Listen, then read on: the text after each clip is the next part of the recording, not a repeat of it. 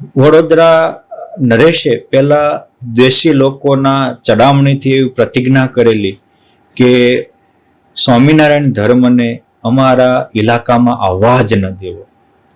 કોઈ એના અનુયાયી થાય તો એને જેલમાં નાખવા અથવા તો કપાળે તિલક ચાંદલો કરતા હોય તો બળબળ તો ડામ દેવો. આવી પ્રતિજ્ઞાઓ દ્વેષી લોકોના ચડાવવાથી લીધેલી. આ પ્રતિજ્ઞાની ખબર પડતા ભગવાન સ્વામિનારાયણ યોગ સમ્રાટ ગોપાળાનંદ સ્વામી વડોદરામાં મોકલ્યા. સ્વામીએ ત્યાં ઐશ્વર્યની ઝડી વરસાવી. ગાયકવાડ સરકાર એક પછી એક એના વ્યક્તિઓને મોકલતા જાય, જેમ કંસ એક પછી એક કૃષ્ણ ભગવાન પાસે મોકલતા ગયા, કૃષ્ણ ભગવાન એને મારતા ગયા, એમ ગોપાળાનંદ સ્વામી એક પછી એક એની પાસે આવતા ગયા, એને બદલતા ગયા, તારતા ગયા, એની આખી જીવન લાઈફ બદલી નાખી. રામચંદ્ર વૈદ્ય પરીક્ષા લેવા આવ્યા, રાજ વૈદ્ય હતા, એ પણ સત્સંગી થયા. નારૂપંતના માતાજીના ઉપાસક અને ખાનગી દેવાન હતા, એ પણ ગોપાળાનંદ સ્વામીનો પ્રભાવ જોઈને સત્સંગી થયા.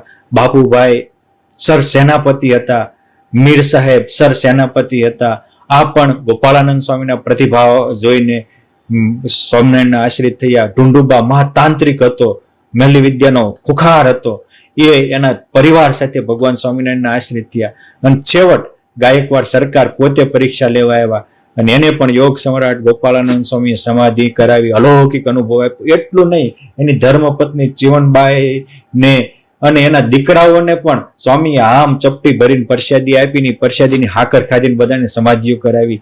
આ રીતે આખો ગાયકવાડ પરિવાર મંત્રી મંડળ સાથે પુરુષોત્તમ નારાયણનો આશ્રિત થયા હતા. હા, જે રીતે અયોધ્યામાં મંથરા અપવાદ હતી, બાકી અયોધ્યા આખું રામનો ચાહક હતું. કોક મંથરા કે ધોબી હતા, એમ આટલા બધા ભગવાન સ્વામિનારાયણના અનુયાયી થયા છતાં વડોદરામાં પણ અમુક બાબા દીવાન જેવા અપવાદ હતા. પરંતુ બહુ મોટો સમુદાય ભગવાન સ્વામિનારાયણને જ્યારે ગાયકવાડ સરકારે 1882માં નવગજા હાથી ઉપર સન્માન કરીને બોલાવ્યા, ત્યારે ગાયકવાડના ગેજેટમાં નોંધ લખાણી છે કે એ વખતે 2,25,000 માણસો ભેગું થયું હતું.